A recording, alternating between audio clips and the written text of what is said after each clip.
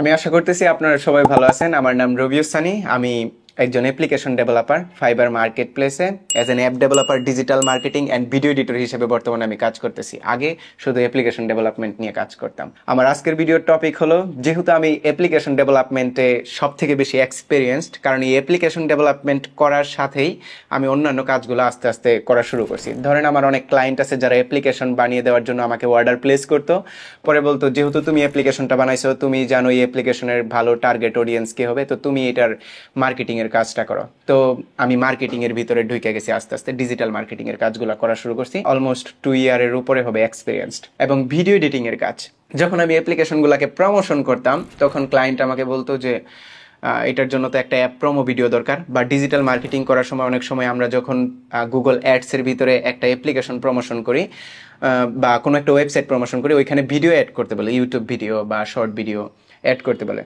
তো ওই অ্যাপ্লিকেশনের প্রোমো ভিডিওগুলো আমি এডিট করা শুরু করলাম এবং এইভাবে আস্তে আস্তে ভিডিও এডিটিংয়ের কাজে ঢুকে পড়ি। বর্তমানে আমি ডিফারেন্ট টাইপের ভিডিওগুলোও এডিট করতেছি, যেমন ধরেন ইউটিউব ভিডিও এডিটিং এর কাজ।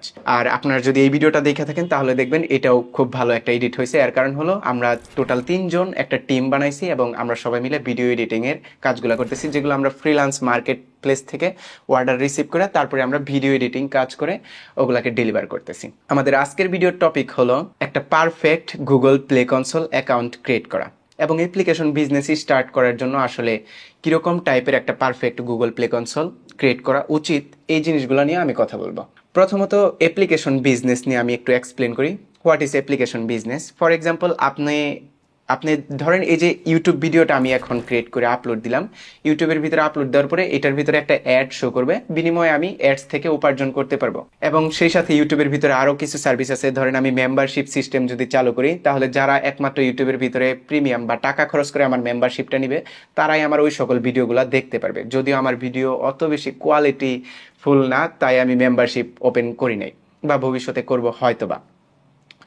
তো পয়েন্ট অফ ভিউ হলো এটা যে সিমিলার টু অ্যাপ্লিকেশন, আমরা যখন একটা অ্যাপ্লিকেশন ক্রিয়েট করি, ওই অ্যাপ্লিকেশনের ভিতরে অ্যাড মুভের অ্যাড শো করে, ওই অ্যাডস যত ভিউ হবে বা ওইখানে ক্লিক করে যত প্রোডাক্ট পারচেস হবে, ওইটার একটা পার্সেন্টেজ বা কমিশন আকারে আমরা পেমেন্ট পাইতে থাকি।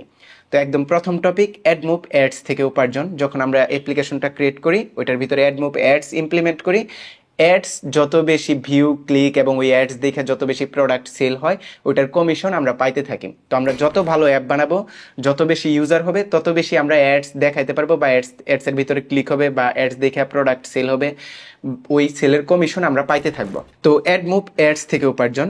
এবং সেকেন্ড যে টপিক আসে, এটা আমার ফেভারিট, এটা হলো সাবস্ক্রিপশন থেকে উপার্জন। ধরেন আপনি একটা অ্যাপ্লিকেশনের ভিতরে ঢুকলেন, ঢোকার পরে দেখবেন যে ওইখানে কিছু সার্ভিস আছে, যে তুমি যদি এই সার্ভিসগুলো ইউজ করতে চাও, এটা প্রিমিয়াম সার্ভিস, এখানে তোমার মান্থলি $2 বা $3 পে করতে হবে। এবং এই $2-3 পে করার পরে তোমার অ্যাপের ভিতরে আর কোনো অ্যাড শো করবে না। ফর এক্সাম্পল, ইউটিউবের ভিতরেও কিন্তু প্রিমিয়াম সার্ভিসটা আছে, যে প্রিমিয়াম সার্ভিসটা নেওয়ার পরে ইউটিউবের ভিতরে আর অ্যাড শো করবে না। তো ওই রকমই প্রিমিয়াম সার্ভিসটা নেওয়ার পরে অ্যাড শো করবে না। ইভেন তুমি বেটার কিছু সার্ভিসও পাবা অ্যাপ্লিকেশনের ভিতর থেকে। যেরকম ইউটিউবের ভিতরে যেটা হয় যে আপনি এইচডি কোয়ালিটির ভিডিও দেখতে পারবেন বা 4K কোয়ালিটির ভিডিও ডাউনলোড করতে পারবেন, এরকম একটা সার্ভিস আছে।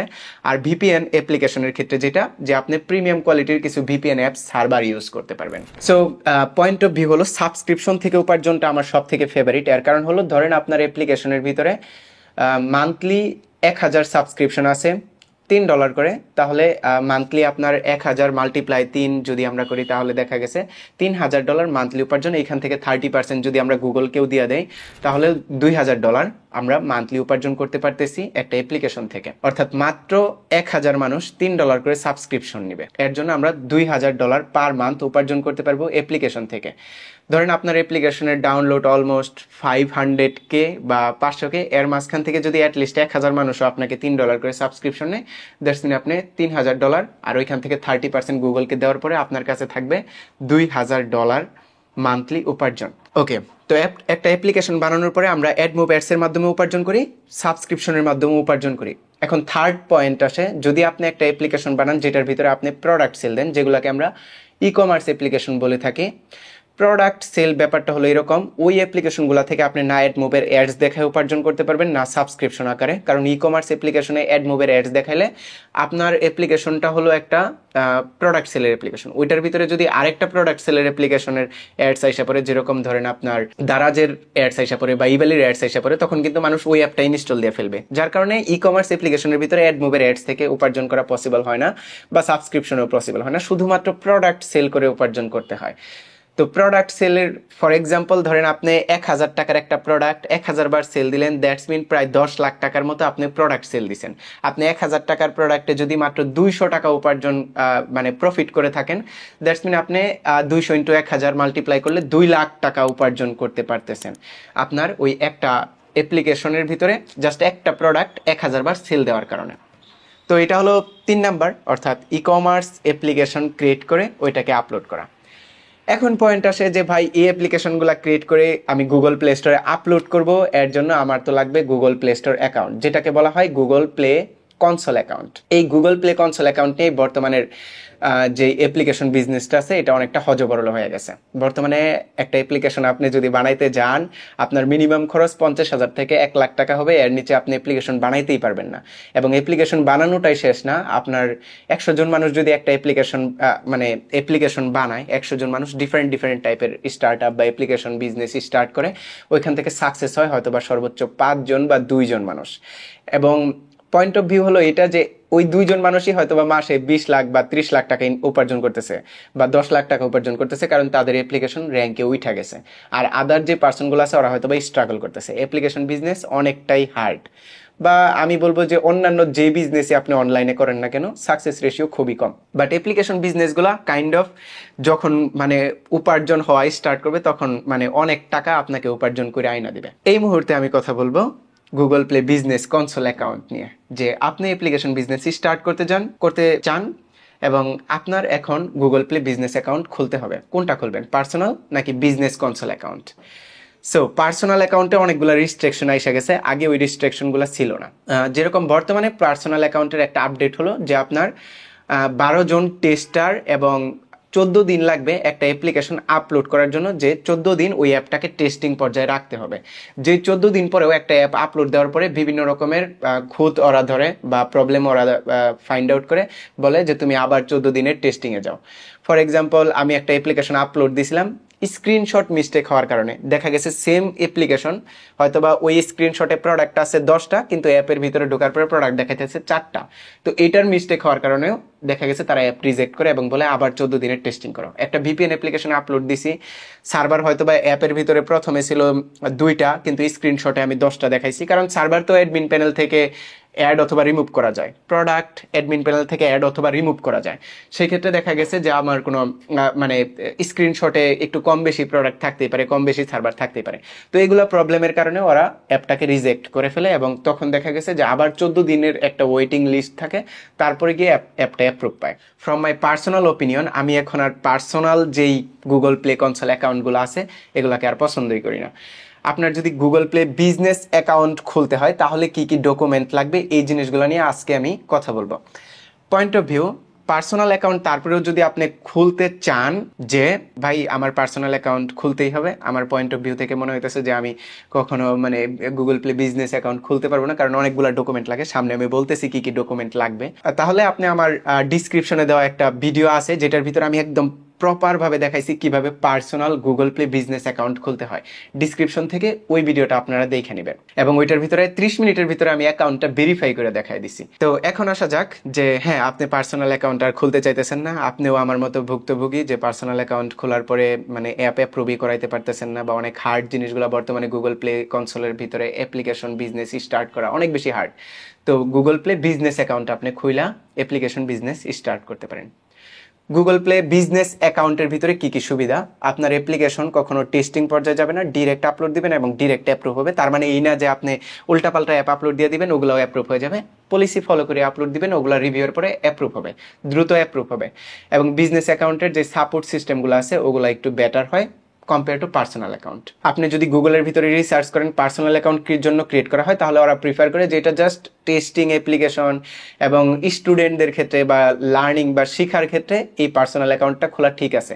But business account is actually আপনি যখন অ্যাপ্লিকেশন বিজনেসই স্টার্ট করবেন তখন খুলতে হয়। ওকে, তো ধরেন আপনি ই কমার্স বিজনেস করবেন লাইক প্রোডাক্ট সেল, অথবা আপনি ভিপিএন অ্যাপ্লিকেশন বিজনেস করবেন, অথবা আপনি কোনো একটা অ্যাপ্লিকেশন বানাবেন নতুনভাবে, একদম স্টার্ট আপ স্টার্ট করছেন, আপনার জরুরি Google play business account create করা।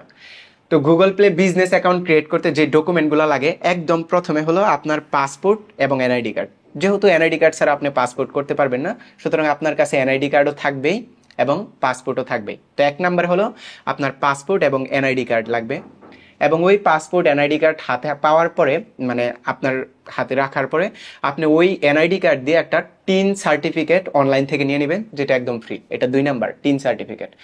এবং 3 নাম্বারে হলো আপনি যেহেতু বিজনেস প্লে কনসোল অ্যাকাউন্ট খুলবেন বা আপনি নতুনভাবে বিজনেস স্টার্ট করতেছেন, হইতে পারে যে আপনি কোনো একটা প্রোডাক্ট সেলের বিজনেস, ঘরের বাজারের মতো, বা কোনো একটা বিজনেস স্টার্ট করতে চাইতেছেন বাংলাদেশের ভিতরে, তো মাস্ট বি আপনার ট্রেড লাইসেন্স থাকা দরকার।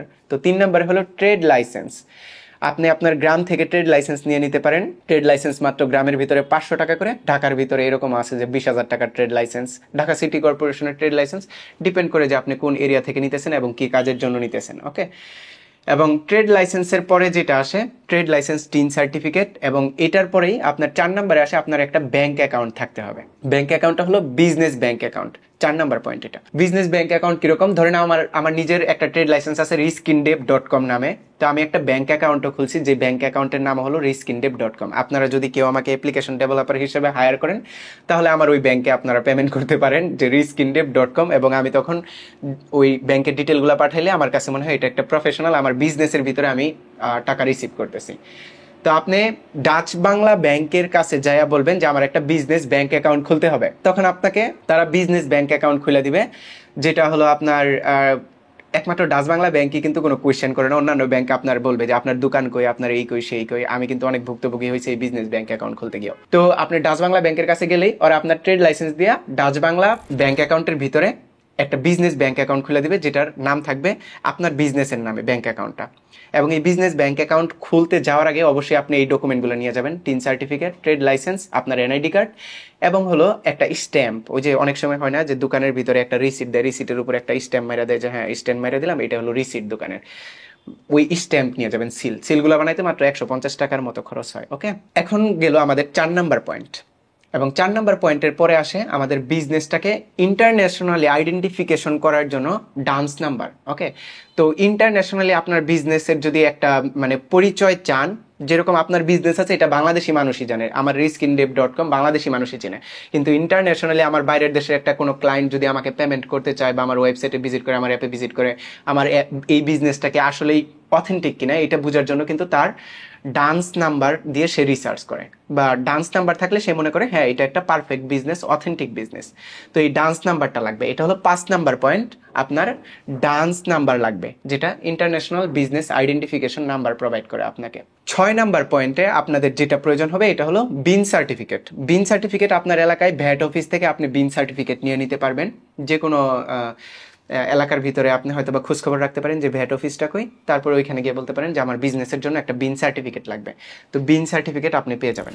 এখন এই ডকুমেন্টগুলো ম্যানেজ করার পরে আপনি গুগল প্লে বিজনেস অ্যাকাউন্ট খুলবেন। এই খোলার জন্য আপনার বিজনেস অ্যাকাউন্টে যেই একটা চার্জ থাকে, যে গুগল প্লে কনসোল অ্যাকাউন্ট কিন্তু একদম ফ্রিতে খুলতে পারবেন না, এটা $25 চার্জ করবে। তো এই $25 আপনার অবশ্যই পেমেন্ট করতে হবে। আপনার বেটার হয় যদি আপনার ওই যে বিজনেস যেই ব্যাংক অ্যাকাউন্ট খুলছেন ওই বিজনেস ব্যাংক অ্যাকাউন্টের থেকে আপনি একটা ক্রেডিট অথবা ডেবিট ভিসা কার্ড নিয়ে নেন।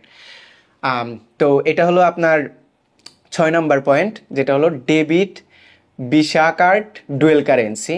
আপনার বিজনেসের নামে নিতে পারেন অথবা আপনি আপনার নামে নিতে পারেন। তো আপনি ওই ব্যাংক থেকে নেবেন যে ব্যাংক থেকে আপনি হয়তোবা ওই যে ওই বিজনেস অ্যাকাউন্টটা ক্রিয়েট করছেন, অথবা দেখা গেছে যে যেই ব্যাংক আপনাকে দিতে চায়। আসলে হয় কি যে ঢাকার ভিতরে অনেক জিনিস ইজিলি আমরা পাওয়া যায়, আমরা যদি একটা ব্যাংক অ্যাকাউন্ট খুলতে যাই আমাকে খুইলা দেয়, কিন্তু গ্রামের ভিতরে আপনাকে বিভিন্ন ধরনের আস করে, যে জিনিসটা সিম্পলি আপনার রাইটস, আপনার অধিকার, ওই জিনিসটাও আপনি খুলতে পারেন না।